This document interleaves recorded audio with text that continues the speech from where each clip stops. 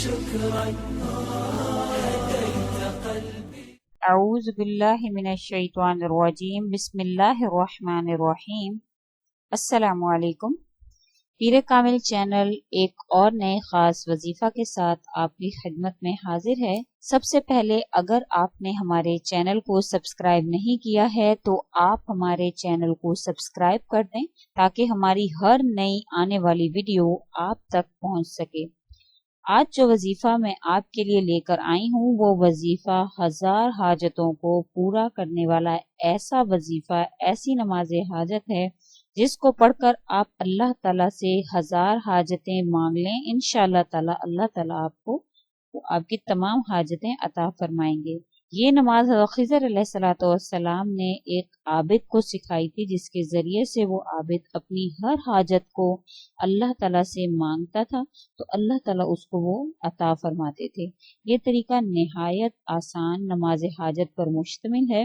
یہ طریقہ کار، یہ نماز حاجت مجھے اعمال قرآنی سے ملی اور مجھے خیال آیا کہ یہ میں آپ کے ساتھ ضرور شیئر کروں۔ اتنا بابرکت وظیفہ ہے کہ میں نے سوچا کہ ضرور بضرور آپ تو لوگوں تک یہ پہنچنا چاہیے تاکہ آپ لوگ بھی اس کے فائدے سے مستفید ہو سکیں۔ کیونکہ خضر علیہ السلام کے بارے میں کہا جاتا ہے کہ نہایت علم و حکمت والے تھے، اللہ تعالیٰ نے ان کو بہت سا علم عطا فرمایا تھا۔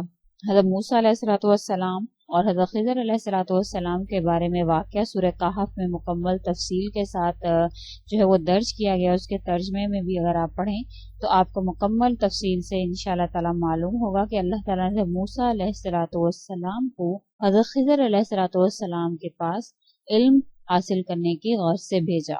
تو حضرت خضر علیہ السلام کو اللہ تعالیٰ نے علم و حکمت سے نوازا، ایسے ایسے راز ان کو بتائے۔ اللہ تعالیٰ نے ان کو بہت سے علم و حکمت سے نوازا اور ایسے ایسے راز ان کو بتائے۔ تو یہ وظیفہ جب میں نے پڑھا تو مجھے بہت ہی زیادہ اچھا لگا، اس لیے یہ وظیفہ میں آپ کے ساتھ شیئر کرنے جا رہی ہوں۔ کوئی بھی کسی بھی قسم کی انشاءاللہ تعالیٰ آپ کو اس کو پڑھنے میں کسی بھی قسم کی مشکل درپیش نہیں آئے گی۔ عمل جو ہے وہ میں آپ کو بتا دیتی ہوں، اب اس کو نوٹ کر لیں کہ محمد بن دستویہ رحمۃ اللہ علیہ سے منقول ہے کہ میں نے امام شافعی رحمۃ اللہ علیہ کی بیاض میں ان کے ہاتھ کا لکھا ہوا دیکھا کہ یہ نماز حاجت کے واسطے حضرت خضر علیہ السلام نے کسی عابد کو سکھائی تھی۔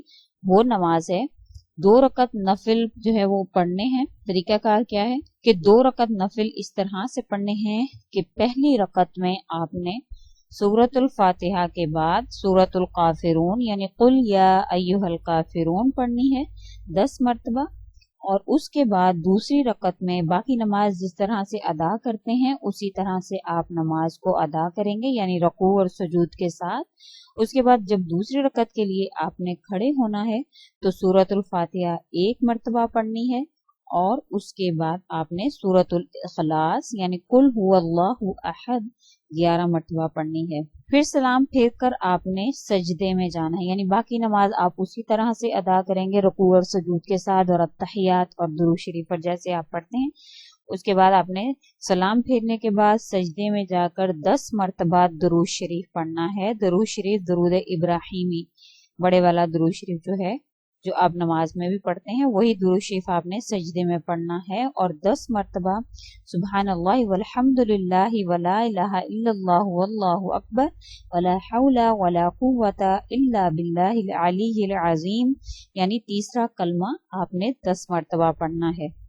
پھر اس کے بعد 10 مرتبہ آپ نے ربنا آتنا فی الدنیا حسنۃ وفی الآخرۃ حسنۃ وقنا عذاب النار، اس کو بھی آپ نے 10 مرتبہ پڑھنا ہے۔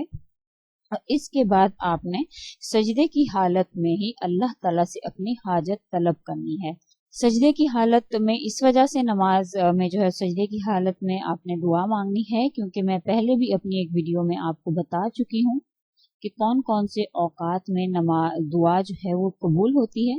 تو ان میں سے حضور اقدس صلی اللہ علیہ وسلم نے ایک وقت سجدے کی حالت میں بھی فرمایا کہ سجدے کی حالت میں انسان اللہ تعالیٰ کے قریب ہو جاتا ہے اور اللہ تعالیٰ اس کی منہ سے نکلنے والی حاجت، اس کے منہ سے نکلنے والی دعا کو اللہ تعالیٰ فوراً سے قبول فرما لیتے ہیں۔ تو اگر آپ سجدے کی حالت میں دعا کریں گے تو اللہ کے حکم سے آپ کی دعا انشاءاللہ تعالیٰ رد نہیں ہوگی۔ تو اس طریقہ کار کے بعد حکیم ابو القاسم رحمۃ اللہ علیہ فرماتے ہیں کہ میں نے اس عابد کے پاس कासिद को भेजा ताकि उससे मैं ये नमाज सीख सकूं। तो उस आबिद ने उनको वो ये नमाज सिखाई और मैंने पढ़कर अल्लाह ताला से इल्म हिकमत की दुआ की। तो अल्लाह ताला ने उनको इल्म हिकमत अता फरमाया और फरमाते हैं कि उसके बाद मैंने 1000 हाजतें अल्लाह ताला से मांगी, अल्लाह ताला ने मेरी वो 1000 हाजतें कबूल फरमाई। और इसके बाद जो हकीम ममदूह रहमतुल्लाह अलैह फरमाते हैं कि जो शख्स इस नमाज को पढ़ने का इरादा करे तो उसको चाहिए कि वो शब्बे जुमा में, यानी जुमे रात की रात जिसको शब्बे जुमा कहा जाता है, उस रात में ये अमल करेगा। शब्बे जुमा के हवाले से बहुत सी अहादीस में आता है। हुज़ूर अक़रम सल्लल्लाहु अलैहि वसल्लम ने फरमाया कि शब्बे जुमा में जो है वो बहुत से औकात जो है कबूलियत के होते हैं कि इसमें अल्लाह ताला दुआएं कबूल फरमाते हैं। तो शब्बे जुमा का वक्त इसलिए जो है इसमें वो खास किया गया है कि शब्बे जुमा की रात हो, यानी जुमे रात की रात को शब्बे जुमा कहते हैं। तो इस रात में आपने क्या करना है, गुस्ल करना है उसी वक्त, और पाक साफ कपड़े पहने, यानी पढ़ने से पहले आप गुस्ल करेंगे, उसके बाद पाक साफ कपड़े पहनने हैं। कज़ाए हाजत की नीयत से आपने ये नमाज, ये 2 नफिल आपने अदा करने हैं। तो क्या तरीकाकार है कि पहले जब आप पढ़ने से पहले आप गुस्ल करेंगे, शब जुमा यानी जुमेरात की रात होनी चाहिए, गुस्ल करके पाक साफ कपड़े पहन के जो तरीकाकार मैंने आपको पीछे नमाज का बताया है, यानी 2 रकत नफिल पढ़ने हैं आपने, और उसके बाद सूरतुल फातिहा के बाद 10 मरतबा सूरतुल काफिरून यानी कुल या अय्युहल काफिरून पढ़नी है। फिर आपने बाकी नमाज जिस तरह से अदा करते हैं उसी तरह बाकी नमाज अदा करेंगे, रुकू और सुजूद। फिर उसके बाद आप दोबारा जब अगली रकत के लिए खड़े होंगे तो सूरतुल फातिहा 1 मरतबा पढ़कर 11 मरतबा सूरतुल इखलास पढ़नी है, यानी कुल हुवल्लाहु अहद। और उसके बाद आपने जब पूरी नमाज पढ़ लेनी है, सलाम फेरने के बाद सजदे में जाकर 10 मरतबा आपने दुरूद शरीफ पढ़ना है, यानी दरूद इब्राहिमी। और उसके बाद आपने 10 मरतबा तीसरा कलमा यानी सुब्हानल्लाह वल्हम्दुलिल्लाह वला इलाहा इल्लल्लाह वल्लाहु अकबर वला हौला वला कुव्वता इल्ला बिल्लाहिल अलिय्यिल अज़ीम आपने पढ़ना है। फिर उसके बाद आपने रब्बना आतिना फिद दुनिया हसनतुम व फिल आखिरती हसनतुम व क़िना अज़ाबन्नार 10 मरतबा पढ़नी है। और सजदे की हालत में ही आपने अल्लाह ताला से अपनी हाजत तलब करनी है। तो ये मुकम्मल तरीक़ाकार मैंने आपको इस नमाज का, जो खिज़र अलैहिस्सलाम ने एक आबिद को सिखाई थी, मैंने आपको पूरा नमाज का तरीक़ाकार आपके साथ शेयर किया है। आप ये नमाज पढ़ें, इंशाअल्लाह ताला अल्लाह ताला आपकी हर किस्म की हाजत को जरूर व जरूर पूरा करेंगे। और इसके बाद अगर आप इस वीडियो के हवाले से कोई सवाल करना चाहते हैं तो वो आप हमें कमेंट में लिखें, इंशाअल्लाह ताला आपके पूछे हुए सवालात का तसल्ली बख्श जवाब दिया जाएगा। और अगर आप इसके अलावा किसी वजीफा की या तावीज़ की या किसी भी अमल की फरमाइश करना चाहते हैं तो वो भी आप हमें कमेंट में लिखें, इंशाअल्लाह ताला मैं आपको आपके साथ वो जरूर शेयर करूंगी।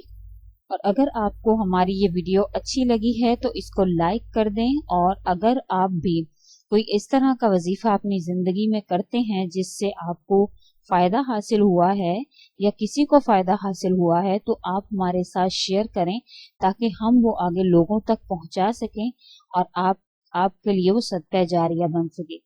इंशाअल्लाह ताला मैं तमाम तर वज़ाइफ को पहले भी लोगों ने हमारे साथ शेयर किए हैं, तो मैं उन तमाम वज़ाइफ को एक वीडियो में इकट्ठा करके वो आपके साथ ज़रूर शेयर करूंगी ताकि आपके बताए हुए वज़ाइफ से लोग मुस्तफ़ीद हों और आपके लिए वो तमाम वज़ाइफ, वो बताए हुए वज़ाइफ आपके लिए सदका जारिया बने।